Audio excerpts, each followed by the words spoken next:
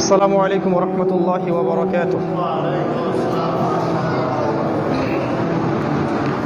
إن الحمد لله نحمده ونستعينه، من يهده الله فلا مضل له ومن يضلل فلا هادي له، ونشهد أن لا إله إلا الله وحده لا شريك له، ونشهد أن محمدا عبده ورسوله. أما بعد، فقد قال الله تعالى في كلامه المجيد والفرقانه الحميد بعد أعوذ بالله من الشيطان الرجيم: اقترب للناس حسابهم وهم في غفلة معرضون. وقال رسول الله صلى الله عليه وسلم: إن الله يرفع بهذا الكتاب أقواما ويضع به الآخرين. رب اشرح لي صدري ويسر لي أمري واحلل عقدة من لساني يفقه قولي. اللهم فقهنا في الدين وعلمنا التأويل. آمين يا أرحم الراحمين. আলহামদুলিল্লাহ, যাবতীয় প্রশংসা এবং গুণগান একমাত্র মহিয়ান ও গরিয়ান আল্লাহ সুবহানাহু ওয়া তাআলার জন্যে, যে আল্লাহ রাব্বুল আলামিন আরশে আজিমের উপরে সমুন্নত, যিনি নাজিল করেছেন মহাবিশ্বের মহাবিস্ময় মহাগ্রন্থ আল কোরআন এবং প্রেরণ করেছেন সর্বকালের সর্বশ্রেষ্ঠ মানব মুহাম্মদুর রাসূলুল্লাহ সাল্লাল্লাহু আলাইহি ওয়াসাল্লামকে। আমরা সবাই আল্লাহ পাকের দরবারে শুকরিয়া আদায় করি, বলি আলহামদুলিল্লাহ। দরুদ এবং সালাত বর্ষিত হোক সৈয়দুল মুরসালিন খাতামান নবীন আহমদ মুস্তাফা মুহাম্মদুর রাসূলুল্লাহ সাল্লাল্লাহু আলাইহি ওয়াসাল্লামের প্রতি, যাকে আল্লাহ রাব্বুল আলামিন এই পুরো মানব জাতির জন্যে মানবতার মুক্তির দূত হিসেবে এবং উসওয়াতুল হাসানা হিসেবে প্রেরণ করেছেন। সবাই বলি আল্লাহুম্মা সাল্লি আলা মুহাম্মদ, আল্লাহুম্মা বারিক আলা মুহাম্মদ।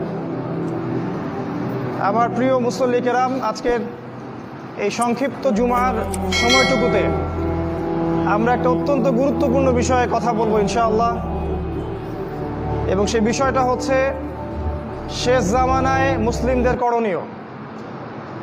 শেষ জামানায় মুসলিমদের করণীয় কি কি আলামত দেখলে আমরা বুঝতে পারবো যে আমরা শেষ জামানায় আছি, এবং এই জামানায় একজন মুসলিম হিসেবে আপনার দায়িত্ব কর্তব্য কি, এটা আজকের খুতবার আলোচ্য বিষয়। আমরা সবাইকে অনুরোধ করব, খুতবার মাঝে আপোষে কথা বলবেন না, তাহলে আপনার জুমার নেকি নষ্ট হয়ে যাবে। মোবাইল ফোনগুলোকে সাইলেন্ট করে রাখবেন এবং খুতবায় যা শুনবেন যাচাই বাছাই করে আমল করার চেষ্টা করবেন। আল্লাহ পাক তৌফিক দান করুন, আল্লাহুম্মা আমিন।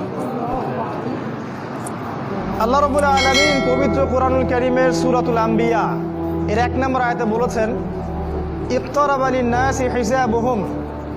মানুষের জন্য তার হিসাব নিকাশের সময় খুব ঘনিয়ে এসেছে, কাছাকাছি চলে এসেছে। ওয়াহুম ফি গাফলাতিন মুরিদুন। অথচ মানুষ তার এই হিসাব নিকাশের ব্যাপারে গাফেল। পরকালের জীবন সম্পর্কে মানুষ গাফেল, উদাসীন। আল্লাহ পাক আরো বলেছেন সূরা কমারের 1 নম্বর আয়াতে, ইকতারাবাতিস সাআহ। কিয়ামত নিকটবর্তী হয়েছে। ওয়ানশাক্কাল কমার, এবং চাঁদ দ্বিখণ্ডিত হয়ে গেছে। আপনি যে চাঁদটাকে দেখেন রাতের বেলা আকাশে, এটা 2 টুকরা করা আছে।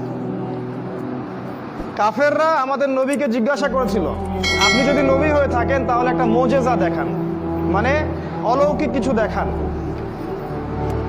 নবী সাল্লাল্লাহু আলাইহি ওয়াসাল্লাম আল্লাহর কাছে দোয়া করলেন এবং হাতের ইশারা দিয়ে চাঁদটাকে 2 খণ্ড করে দিলেন, এবং কাফেররা এটা দেখেছে।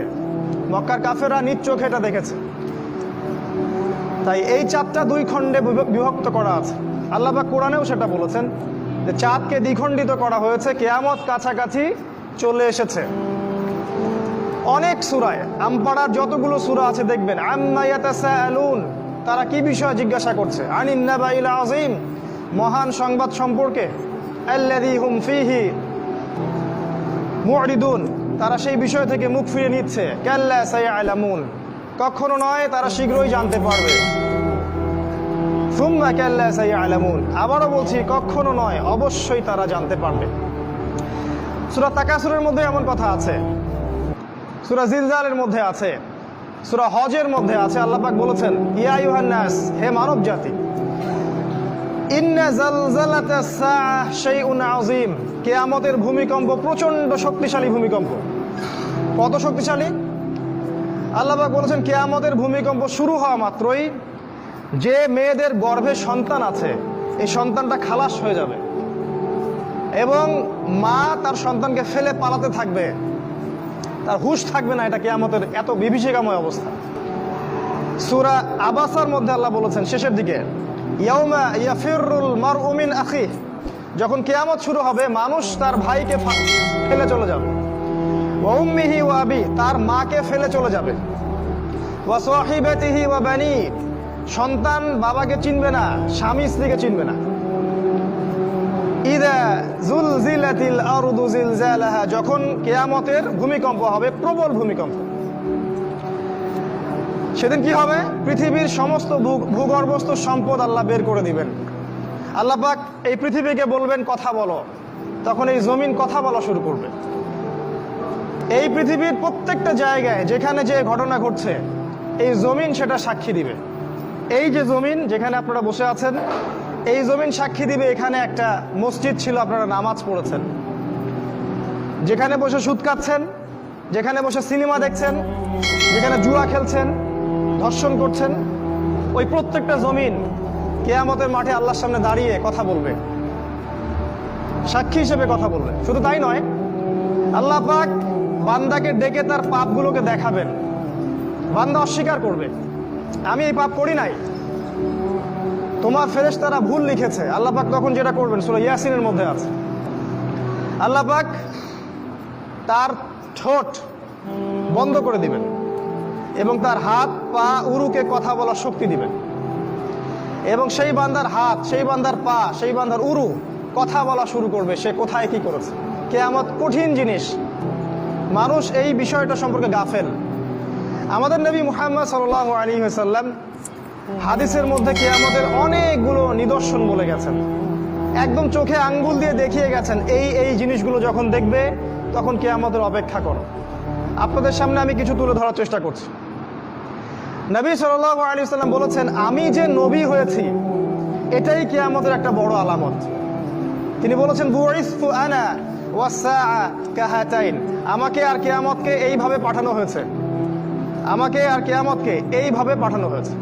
মানে এই দুই আঙ্গুলের মধ্যে যতটুকু দূরত্ব, আল্লাহ রাসূল সাল্লাল্লাহু আলাইহি ওয়াসাল্লাম আর কিয়ামতের মাঝখানে এতটুকু দূরত্ব আছে। এই হাদিসটা উনি বলেছেন 1400 বছর আগে। আপনার যদি সামান্য বিবেক থাকে আপনি বুঝতে পারবেন যে এখন 1400 বছর পর কিয়ামত কত কাছে। নবীজি আরো বলেছেন, আমার ইন্তেকাল কিয়ামতের একটা আলামত। তিনি আরো বলেছেন, কিয়ামতের অন্যতম নিদর্শন হচ্ছে মুসলিমদের ধন সম্পদ বাড়তে থাকবে। এমন একটা অবস্থা হবে যাদের পরনের কাপড় ছিল না, খাবার জুটতো না, পায়ে স্যান্ডেল ছিল না, এই রাখাল টাইপের দরিদ্র মানুষেরাও উঁচু উঁচু বিল্ডিং নির্মাণের প্রতিযোগিতা করবে। সে সময় আসেনি? বিগত 100 বছরে আপনি দেখেন কত বিল্ডিং, 100 বছর আগে এগুলো ছিল না। আর প্রত্যেকটা বিল্ডিং এর পিছনে আছে সুদ, ব্যাংকের সুদি লোন আর উঁচু উঁচু বিল্ডিং, একটার সাথে একটা সম্পর্কিত। নবীজি আরো বলেছেন, শেষ জামানা বা আখিরুজ জামান বা কিয়ামতের আলামত হচ্ছে মানুষ পিতা মাতাকে সম্মান করবে না। পিতা আর মা এই দুইজনের সম্মানের পাত্র, এই বোধটাই মানুষের উঠে যাবে। সম্পদের জন্য মানুষ তার পিতাকে হত্যা করবে, ভাই তার ভাইকে হত্যা করবে, স্বামী স্ত্রীকে হত্যা করবে, স্ত্রী স্বামীকে হত্যা করবে, এমনকি সন্তান মাকে পর্যন্ত হত্যা করবে সম্পত্তির কারণে। আর পিতা মাতার সাথে দাস দাসীর মতো আচরণ করা। নবী সাল্লাল্লাহু আলাইহি ওয়াসাল্লাম বলেছেন, কিয়ামতের অন্যতম নিদর্শন হচ্ছে যে সমাজের বেশিরভাগ মানুষ সুদের সাথে জড়িত হয়ে যাবে। ইচ্ছায় হোক আর অনিচ্ছায় হোক, হয় ব্যক্তি সুদ খাবে, না হলে সুদ দিবে, না হলে সাক্ষী থাকবে, না হলে লিখে রাখবে। আর আমাদের নবী মুহাম্মদ সাল্লাল্লাহু আলাইহি ওয়াসাল্লাম এই 4 শ্রেণীর মানুষকে সমানভাবে অভিশাপ দিয়েছেন। তিনি বলেছেন, আমি মুহাম্মদ সাল্লাল্লাহু আলাইহি ওয়াসাল্লাম আপনার নবী, তিনি বলেছেন যে আমি 4 শ্রেণীর মানুষকে অভিশাপ দিয়ে গেলাম। এক শ্রেণী হচ্ছে যে সুদ খায়, দ্বিতীয় শ্রেণী হলো যে সুদ দেয়, তৃতীয় শ্রেণী যে সাক্ষী থাকে, আর চতুর্থ শ্রেণী যে লিখে রাখে। এই হাদিসের আলোকে পুরো ব্যাংকিং সিস্টেম সুদের আওতায় পড়ে যায়। এবং নবী সাল্লাল্লাহু আলাইহি ওয়াসাল্লাম বলেছেন, সুদের 70টা পাপের শাখা আছে, তার সর্বনিম্ন শাখা নিজের মাকে ধর্ষণ করা। এটা আমি বলিনি, হাদিসের পাতায় পাতায় লেখা আছে। আপনাদেরকে কেউ কখনো বলেছে কিনা আমি জানি না, তো আজকে আপনাদেরকে সতর্ক করে গেলাম।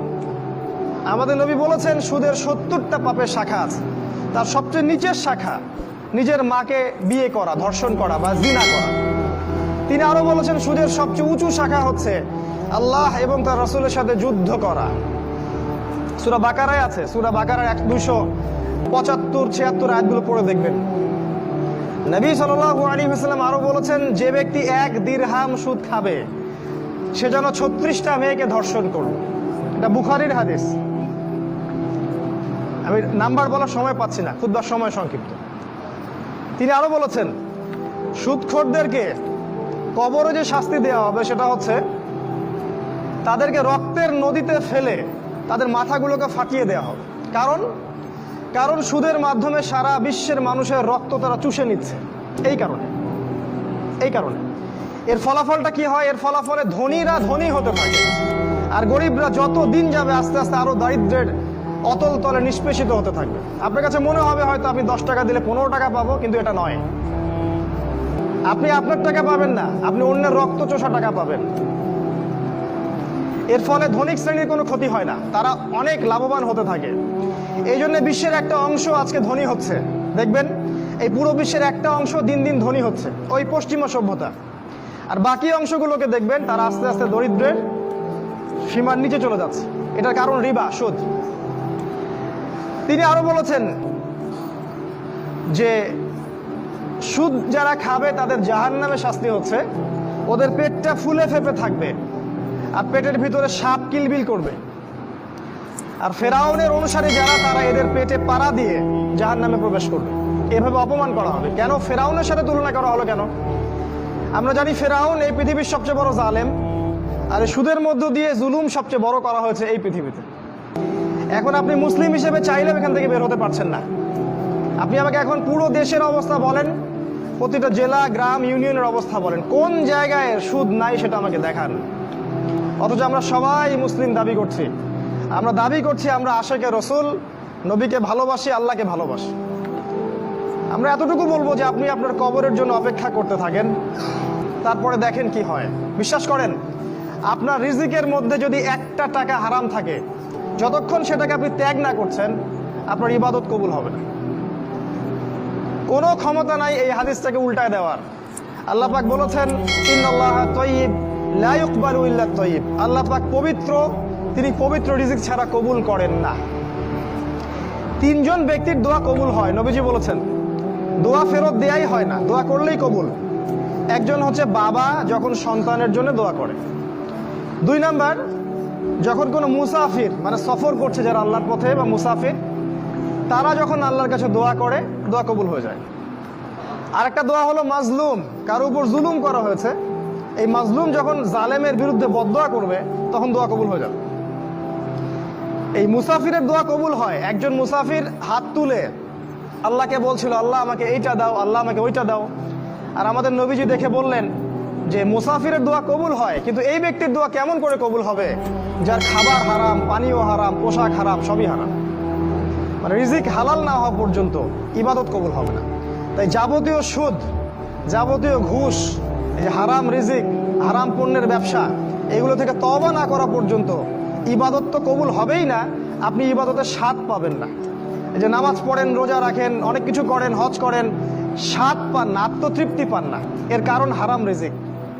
আর নবীজি বলেছেন, শেষ জামানার অন্যতম নিদর্শন হচ্ছে মানুষ হালাল হারামের কোনো পরোয়া করবে না, যেভাবে পারে সেভাবে টাকা উপার্জন করবে।